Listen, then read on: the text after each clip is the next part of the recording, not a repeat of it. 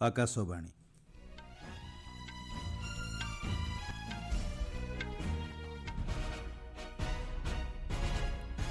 संवाद पढ़ुचंती Satyavrat Behura. Startup India को आज पूरिला 10 वर्ष। नुआदिल्ली रे उद्योगी मानक सह भाव विनिमय करिवे प्रधानमंत्री। विश्व अर्थनीति पई भारत एक प्रमुख अभिवृद्धि इंजिन साजिथिबा अंतर्जातीय मुद्रापांठीर रिपोर्ट। रेलयात्री सेवा सुगम करने उद्देश्य रे आसंता काली केतक वंदे भारत सुपर एक्सप्रेस शुभारंभ करिवे प्रधानमंत्री। भोटर तालिका स्वतंत्र सघन संशोधन पर समयसीमा वृद्धि कले निर्वाचन कमिशन। एवं महिला प्रीमियर लीग क्रिकेट रे मुंबई इंडियंस को 7 विकेट रे परास्त कला यूपी वॉरियर्स। प्रधानमंत्री नरेंद्र मोदी आज नुआदिल्लीर भारत मंडपम रे स्टार्टअप इंडिया पदक्षेपर 10 वर्ष पालन पूर्ति अवसर में आयोजित कार्यक्रम में जोगदेवे। प्रधानमंत्री भारतर भाइब्रांट स्टार्टअप इकोसिस्टम सदस्य मानक सहित आलोचना करिवे। चयन होइथिबा स्टार्टअप प्रतिनिधि माने सेमानंक उद्योग यात्रा संपर्क में प्रधानमंत्री मोदी सह भाव विनिमय करिवार कार्यक्रम रहिछि।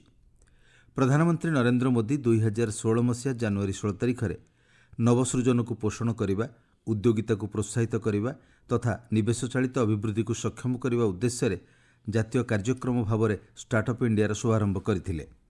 एही पदक्षेपर उद्देश्य हेउछि भारत को चाकरी खोजुथिबा लोकंक परिवर्ते निजुक्ति सृष्टिकारी देश में परिवर्तन करने। गत दशंधि मध्य स्टार्टअप इंडिया भारतर अर्थनैतिक और नवसृजन स्थापत्यर मूलदुआ भाव में उभा होइछि। यह संस्थागत कार्यकलाप को मजबूत करने सह पुंजी और परामर्शदातांक पई सहज साब्यस्त होइथिबा बेले भौगोलिक क्षेत्र में स्टार्टअप सफल साब्यस्त होइछि। एही समय में भारत स्टार्टअप इकोसिस्टम रे अभूतपूर्व विकास घटी और सारा देश में 2 लाख अधिक स्टार्टअप स्वीकृति पाई। एही उद्योगगुड़िक निजुक्ति सृष्टि, नवसृजन संबलित आर्थिक अभिवृद्धि और विभिन्न क्षेत्र में घरोई मूल्य श्रृंखला को सुदृढ़ करिबारे गुरुत्वपूर्ण भूमिका निर्वाह करुछंती। 2030 सुधा भारत 7.3 ट्रिलियन डॉलर अर्थनीति एवं विकसित भारत 2047 व्यापक दृष्टिकोण आड़क अग्रसर हेउथिबारु स्टार्टअप गुड़िक देशर विकास रास्तार प्रमुख भूमिका ग्रहण करने को प्रस्तुत रहिछंती। भारत विश्व अर्थनीति पई एक प्रमुख अभिवृद्धि इंजिन बोली अंतर्जातीय मुद्रापांठी IMF कहिछि। IMF सूचना अनुसार देशर तृतीय त्रैमासिक आर्थिक अभिवृद्धि आकलन ठारू अधिक रहितिला। एक सांबादिक सम्मेलन में IMF जोगाजोग विभागर निर्देशक जूली कोजाक कहिसंती भारतर अभिवृद्धि दृढ़ रही एवं यह दृढ़ घरोई व्यवहार जो संभव हो पारिछि। पूर्वरु IMF 2025-26 आर्थिक वर्ष पई भारतर अभिवृद्धि 6.6% हेबो बोली आकलन करिथिला। से आहुरी मध्य कहिसंती जे भारतर सांप्रतिक प्रदर्शन नै IMF एहार पूर्वानुमान को परिवर्तन करिवार संभावना रही। आसंता सप्ताह रे IMF विश्व अर्थनीति आउटलुक अपडेट रे भारतर अभिवृद्धि संपर्क में रिपोर्ट प्रकाश करिवो। सामग्रिक भावे IMF भारतर अर्थनीति प्रति सकारात्मक रही एवं विश्व अनिश्चितता मध्य विश्व अर्थनीति अभिवृद्धि को समर्थन करिबारे एहार गुरुत्वपूर्ण भूमिका उपरे आलोकपात करिछि। प्रधानमंत्री नरेंद्र मोदी आसंता काली हावड़ा, पश्चिमबंग और आसामर कामाख्या को संजोग करुथिबा नूतन design Vande Bharat sleeper express समेत अनेक नूतन ट्रेन को पताका देखाई शुभारंभ करिवे। आसंता काली शुभारंभ हेबाकु थिबा अन्य ट्रेन गुड़िक मध्य new Jalpaiguri Nagercoil Amrit Bharat express, new Jalpaiguri Tiruchirappalli Amrit Bharat express, Alipurduar SMBT Bengaluru Amrit Bharat express, Alipurduar Mumbai Panvel Amrit Bharat express, Radhikapur SMBT Bengaluru mail express और Balurghat SMBT Bengaluru mail express रही।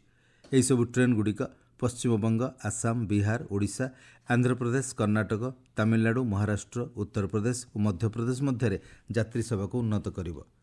आसंता रविवार दिन प्रधानमंत्री हावड़ा आनंद विहार टर्मिनाल अमृत भारत एक्सप्रेस, सियालदा वाराणसी अमृत भारत एक्सप्रेस और सांतरागाछी तांबरम अमृत भारत एक्सप्रेस को पताका देखाई शुभारंभ करिवे। এই ট্রেনগুড়িক জরিয়ারে যাত্রীମାନେ ପୂର୍ବାପେକ୍ଷା କମ୍ ସମୟ ମଧ୍ୟରେ ସେମାନଙ୍କ ଗନ୍ତବ୍ୟସ୍ଥଳରେ ପହଞ୍ଚି ପାରିବେ। ଏହିସବୁ ନୂତନ ଟ୍ରେନ୍ ଚଳାଚଳ ଫଳରେ ଆସାମର କାମରୁପ ମେଟ୍ରୋପଲିଟାନ ଏବଂ ବୋଙ୍ଗାଇଗାଁଓ ଓ ପଶ୍ଚିମବଙ୍ଗର କୁଚବିହାର, ଜଲପାଇଗୁଡ଼ି, ମାଲଦା, ମୁର୍ସିଦାବାଦ, ପୂର୍ବ ବର୍ଦ୍ଧମାନ, ହୁଗଲି ଏବଂ ହାୱଡ଼ା ଭଳି ଜିଲ୍ଲାଗୁଡ଼ିକରେ ବାଣିଜ୍ୟ, ପର୍ଯ୍ୟଟନ ଏବଂ ସାମାଜିକ ଆର୍ଥିକ ବିକାଶ ମଧ୍ୟ ତ୍ୱରାନ୍ୱିତ ହୋଇପାରିବ। ଆପଣମାନେ ସମ୍ବାଦ ଶୁଣୁଛନ୍ତି ଆକାଶବାଣୀରୁ। ନିର୍ବାଚନ କମିଶନ ଗୋଆ, ଲାକ୍ଷାଦ୍ୱୀପ, ରାଜସ୍ଥାନ, ପୁଡୁଚେରୀ ଏବଂ ପଶ୍ଚିମବଙ୍ଗରେ ଭୋଟର ତାଲିକାରେ ଚାଲିଥିବା ସ୍ୱତନ୍ତ୍ର ସଘନ ସଂଶୋଧନ ପାଇଁ ସମୟସୀମା ଆସନ୍ତା 19 ତାରିଖ ପର୍ଯ୍ୟନ୍ତ ବୃଦ୍ଧି କରିଛନ୍ତି। ଫଳରେ ଭୋଟରମାନେ ଚଳିତ ମାସ 19 ତାରିଖ ପର୍ଯ୍ୟନ୍ତ ଦାବି ଏବଂ ଆପତ୍ତି ଦାଖଲ କରିପାରିବେ। ରାଜ୍ୟ ଏବଂ କେନ୍ଦ୍ରଶାସିତ ଅଞ୍ଚଳଗୁଡ଼ିକର ମୁଖ୍ୟ ନିର୍ବାଚନ ଅଧିକାରୀଙ୍କୁ ଏକ ପତ୍ର ଜରିଆରେ ନିର୍ବାଚନ କମିଶନ କହିଛନ୍ତି ବିଭିନ୍ନ ପ୍ରାସଙ୍ଗିକ କାରଣଗୁଡ଼ିକୁ ବିଚାର କରି ସମୟସୀମା ବୃଦ୍ଧି କରାଯାଇଛି। କେନ୍ଦ୍ର ସଂଖ୍ୟାଲଘୁ ବ୍ୟାପାର ମନ୍ତ୍ରଣାଳୟ ହଜ୍ ଯାତ୍ରୀ ଏବଂ ଅନ୍ୟାନ୍ୟ ଅଂଶୀଦାରମାନଙ୍କଠାରୁ ବିଭିନ୍ନ ପ୍ରକାର ଔପଚାରିକତା ପୂରଣ କରିବା ପାଇଁ ଅତିରିକ୍ତ ସମୟ ଦେବା ନିମନ୍ତେ ଆବେଦନ ପାଇବା ପରେ ଏକ ପରାମର୍ଶବଳୀ ଜାରି କରାଯାଇଛି। ମନ୍ତ୍ରଣାଳୟର ଘୋଷଣା ଅନୁଯାୟୀ ଚଳିତ ମାସର 25 ତାରିଖ ପର୍ଯ୍ୟନ୍ତ ସମୟ ବୃଦ୍ଧି କରାଯାଇଛି, ଯାହାଫଳରେ ନାନା ଆବଶ୍ୟକତା ପୂରଣ କରାଯାଇପାରିବ ଏବଂ କୌଣସି ପରିସ୍ଥିତିରେ ଆଉ ସମୟ ବୃଦ୍ଧି କରାଯିବ ନାହିଁ। ଏହି ବର୍ଦ୍ଧିତ ସମୟ ମଧ୍ୟରେ ହଜ୍ ଯାତ୍ରୀମାନଙ୍କୁ ତୀର୍ଥଯାତ୍ରା ପାଇଁ ବୁକିଂ ପ୍ରକ୍ରିୟା ସମାପ୍ତ ସହ ସେମାନଙ୍କ ବୈଧ ପାସପୋର୍ଟ ଭାରତୀୟ ହଜ୍ କମିଟି କିମ୍ବା ହଜ୍ ଗୋଷ୍ଠୀ ଆୟୋଜକଙ୍କ ନିକଟରେ ଦାଖଲ କରିବାକୁ ପଡ଼ିବ। ସୂଚନା ଅନୁଯାୟୀ 25 ତାରିଖ ସୁଦ୍ଧା ହଜ୍ ଯାତ୍ରୀମାନଙ୍କୁ ନୁସୁକ୍ ପୋର୍ଟାଲରେ ବୋର୍ଡିଂ ନିଶ୍ଚିତ କରିବାକୁ ପଡ଼ିବ।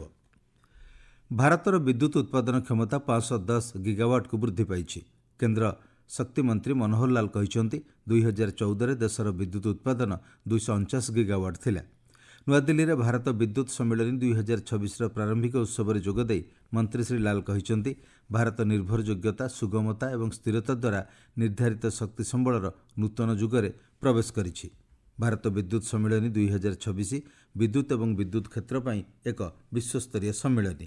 ଏହି କାର୍ଯ୍ୟକ୍ରମ ଆସନ୍ତା ମାର୍ଚ୍ଚ ମାସରେ ନୂଆଦିଲ୍ଲୀରେ 19ରୁ 22 ତାରିଖ ପର୍ଯ୍ୟନ୍ତ ଅନୁଷ୍ଠିତ ହେବ। ତେଲ୍ ଆଭିଭରେ ଥିବା ଭାରତୀୟ ଦୂତାବାସ ସେଠାରେ ରହୁଥିବା ଭାରତୀୟ ନାଗରିକମାନଙ୍କୁ ଇସ୍ରାଏଲକୁ ଯାତ୍ରା ନ କରିବାକୁ ପରାମର୍ଶ ଦେଇଛି। ସମ୍ପୃକ୍ତ ଅଞ୍ଚଳରେ ପରିସ୍ଥିତି ଜଟିଳ ରହିଥିବାରୁ ଦୂତାବାସ ପକ୍ଷରୁ ସମସ୍ତ ଯାତ୍ରା ଏଡ଼ାଇବାକୁ କୁହାଯାଇଛି। ଦୂତାବାସ ପକ୍ଷରୁ ବର୍ତ୍ତମାନ ଇସ୍ରାଏଲରେ ଥିବା ସମସ୍ତ ଭାରତୀୟ ନାଗରିକଙ୍କୁ ସତର୍କ ରହିବା ଏବଂ ଇସ୍ରାଏଲି କର୍ତ୍ତୃପକ୍ଷଙ୍କ ଦ୍ୱାରା ଜାରି କରାଯାଇଥିବା ସୁରକ୍ଷା ନିର୍ଦ୍ଦେଶାବଳୀକୁ କଡ଼ାକଡ଼ି ଭାବେ ପାଳନ କରିବାକୁ ପରାମର୍ଶ ଦିଆଯାଇଛି। ଜରୁରୀକାଳୀନ ପରିସ୍ଥିତିରେ ଭାରତୀୟ ନାଗରିକମାନଙ୍କ ପାଇଁ ଦୂତାବାସର 24 ଘଣ୍ଟିଆ ସହାୟତା ଟେଲିଫୋନ୍ ନମ୍ବର ଜାରି କରାଯାଇଛି। ସେହି ନମ୍ବରଗୁଡ଼ିକ ହେଉଛି 972547520711 ଏବଂ ଅନ୍ୟ ନମ୍ବରଟି ହେଉଛି 972543278392। ସରସ୍ୱତୀ ପୂଜାକୁ ଦୃଷ୍ଟିରେ ରଖି ଜାତୀୟ ପରୀକ୍ଷଣ ସଂସ୍ଥା NTA ଆସନ୍ତା 23 ତାରିଖରେ ପଶ୍ଚିମବଙ୍ଗରେ ହେବାକୁ ଥିବା JEE ମୁଖ୍ୟ ପରୀକ୍ଷାର ପ୍ରଥମ ଅଧିବେଶନକୁ ଘୁଞ୍ଚାଇ ଦେଇଛି। ପରୀକ୍ଷା ଦେବାକୁ ଥିବା ସମସ୍ତ ପ୍ରାର୍ଥୀଙ୍କୁ ଅନ୍ୟ ଏକ ପରୀକ୍ଷା ତାରିଖ ସମ୍ବନ୍ଧରେ ଜଣାଇ ଦିଆଯିବ। ସାମାଜିକ ପୋଷ୍ଟରେ NTA ପକ୍ଷରୁ କୁହାଯାଇଛି ପଶ୍ଚିମବଙ୍ଗର ପ୍ରାର୍ଥୀମାନଙ୍କଠାରୁ ସରସ୍ୱତୀ ପୂଜା ପାଳନ ନେଇ ଅନେକ ଆବେଦନ ମିଳିବା ପରେ ପରୀକ୍ଷା ତାରିଖ ପରିବର୍ତ୍ତନ ଲାଗି ନିଷ୍ପତ୍ତି ନିଆଯାଇଛି। ଭାରତୀୟ ତଟରକ୍ଷୀ ବାହିନୀ ଆରବ ସାଗରରେ ଅନ୍ତର୍ଜାତୀୟ ସାମୁଦ୍ରିକ ସୀମାରେଖା ନିକଟରେ ଭାରତୀୟ ଜଳସୀମା ଭିତରେ 9 ଜଣ କର୍ମଚାରୀଙ୍କ ସହିତ ଏକ ପାକିସ୍ତାନୀ ମାଛଧରା ଡଙ୍ଗାକୁ ଠାବ କରିଛି। ଭାରତୀୟ ତଟରକ୍ଷୀ ବାହିନୀର ସୂଚନା ଅନୁଯାୟୀ ବୁଧବାର ଦିନ ଅଲ୍ ମଦିନା ନାମକ ପାକିସ୍ତାନୀ ଡଙ୍ଗାଟିକୁ ଦେଖାଯାଇଥିଲା। ଏବେ କିଛି ଖେଳ ଖବର। ମହିଳା ପ୍ରିମିୟର ଲିଗ୍ କ୍ରିକେଟରେ ଗତକାଲି ରାତିରେ ନଭି ମୁମ୍ବାଇର ଡକ୍ଟର DY ପାଟିଲ କ୍ରୀଡ଼ା ଏକାଡେମୀରେ ୟୁପି ୱାରିୟର 7 ୱିକେଟ୍ରେ ମୁମ୍ବାଇ ଇଣ୍ଡିଆନ୍ସକୁ ପରାସ୍ତ କରିଛି। ପ୍ରଥମେ ବ୍ୟାଟିଂ କରି ମୁମ୍ବାଇ ଇଣ୍ଡିଆନ୍ସ ନିର୍ଦ୍ଧାରିତ 20 ଓଭରରେ 5 ୱିକେଟ୍ ହରାଇ 161 ରନ୍ ସଂଗ୍ରହ କରିଥିଲା। ଜବାବରେ ୟୁପି ୱାରିୟର୍ସ 11ଟି ବଲ୍ ଏବଂ 7ଟି ୱିକେଟ୍ ବାକି ଥାଇ ବିଜୟ ଲକ୍ଷ୍ୟ ହାସଲ କରିଥିଲା। ଆଜି ସେହି ଷ୍ଟାଡିୟମରେ ସନ୍ଧ୍ୟା 7:30ଟାରେ ଗୁଜରାଟ ଜାୟାଣ୍ଟସ ଏବଂ ରୟାଲ ଚ୍ୟାଲେଞ୍ଜର୍ସ ବେଙ୍ଗାଲୁରୁ ମଧ୍ୟରେ ମ୍ୟାଚ୍ ଅନୁଷ୍ଠିତ ହେବ। ନୂଆଦିଲ୍ଲୀରେ ଆଜି ଇଣ୍ଡିଆନ୍ ଓପନ୍ ବ୍ୟାଡମିଣ୍ଟନ ଟୁର୍ଣ୍ଣାମେଣ୍ଟର ପୁରୁଷ ସିଙ୍ଗଲ୍ସ କ୍ୱାର୍ଟର ଫାଇନାଲରେ ଚାଇନିଜ୍ ତାଇପେର ଲିନ୍ ଚୁନ୍ ୱି ଏବଂ ଭାରତର ଲକ୍ଷ୍ୟ ସେନ୍ଙ୍କ ମଧ୍ୟରେ ପ୍ରତିଯୋଗିତା ହେବ। ପୂର୍ବରୁ ଲକ୍ଷ୍ୟ ସେନ୍ ରାଉଣ୍ଡ ଅଫ୍ 16 ମ୍ୟାଚ୍ରେ ଜାପାନର କେଣ୍ଟା ନିଶିମୋଟାଙ୍କୁ ସିଧାସଳଖ 21-19, 21-10ରେ ପରାସ୍ତ କରିଥିଲେ। ଆଇସିସି ପୁରୁଷ 19 ବର୍ଗରୁ କମ୍ କ୍ରିକେଟ୍ ବିଶ୍ୱକପ୍ 2026ରେ ଗତକାଲି ଜିମ୍ବାବୁଏର ବୁଲାଗିଓର କୁଇନ୍ସ ସ୍ପୋର୍ଟସ୍ କ୍ଲବ୍ରେ ଭାରତ ଉଦ୍ଘାଟନୀ ମ୍ୟାଚ୍ରେ ଆମେରିକାକୁ 6 ୱିକେଟ୍ରେ ପରାସ୍ତ କରିଛି। ପ୍ରଥମେ ବ୍ୟାଟିଂ କରି ଆମେରିକା 35 ଓଭର 2ଟି ବଲ୍ରେ ମାତ୍ର 107 ରନ୍ କରିଥିଲା। ବର୍ଷା ଯୋଗୁଁ ଭାରତ 96 ରନ୍ର ସଂଶୋଧିତ ଲକ୍ଷ୍ୟକୁ ପିଛା କରି ବିଜୟ ହାସଲ କରିଥିଲା। ଭାରତ ଆସନ୍ତାକାଲି ଗ୍ରୁପ୍ ଇରେ ଦ୍ୱିତୀୟ ମ୍ୟାଚ୍ରେ ବାଂଲାଦେଶ ବିପକ୍ଷରେ ଖେଳିବ। ଆକାଶବାଣୀ ସମ୍ବାଦ ବିଭାଗ ପାଇଁ ମୁଁ ମଳୟ ରଞ୍ଜନ ମିଶ୍ର। ମୁଖ୍ୟ ସମ୍ବାଦ ପୁଣିଥରେ। ଷ୍ଟାର୍ଟଅପ୍ ଇଣ୍ଡିଆକୁ ଆଜି ପୂରିଲା 10 ବର୍ଷ। ନୂଆଦିଲ୍ଲୀରେ ଉଦ୍ୟୋଗୀମାନଙ୍କ ସହ ଭାବ ବିନିମୟ କରିବେ ପ୍ରଧାନମନ୍ତ୍ରୀ। ବିଶ୍ୱ ଅର୍ଥନୀତି ପାଇଁ ଭାରତ ଏକ ପ୍ରମୁଖ ଅଭିବୃଦ୍ଧି ଇଞ୍ଜିନ୍ ସାଜିଥିବା ଅନ୍ତର୍ଜାତୀୟ ମୁଦ୍ରା ପାଣ୍ଠିର ରିପୋର୍ଟ। ରେଳ ଯାତ୍ରୀ ସେବା ସୁଗମ କରିବା ଉଦ୍ଦେଶ୍ୟରେ ଆସନ୍ତାକାଲି କେତେକ ବନ୍ଦେ ଭାରତ ସୁପର ଏକ୍ସପ୍ରେସର ଶୁଭାରମ୍ଭ କରିବେ ପ୍ରଧାନମନ୍ତ୍ରୀ। ଭୋଟର ତାଲିକା ସ୍ୱତନ୍ତ୍ର ସଘନ ସଂଶୋଧନ ପାଇଁ ସମୟସୀମା ବୃଦ୍ଧି କଲେ ନିର୍ବାଚନ କମିଶନ ଏବଂ ମହିଳା ପ୍ରିମିୟର ଲିଗ୍ କ୍ରିକେଟରେ ମୁମ୍ବାଇ ଇଣ୍ଡିଆନ୍ସକୁ 7 ୱିକେଟ୍ରେ ପରାସ୍ତ କଲା ୟୁପି ୱାରିୟର୍ସ। ସମ୍ବାଦ ଶେଷ ହେଲା।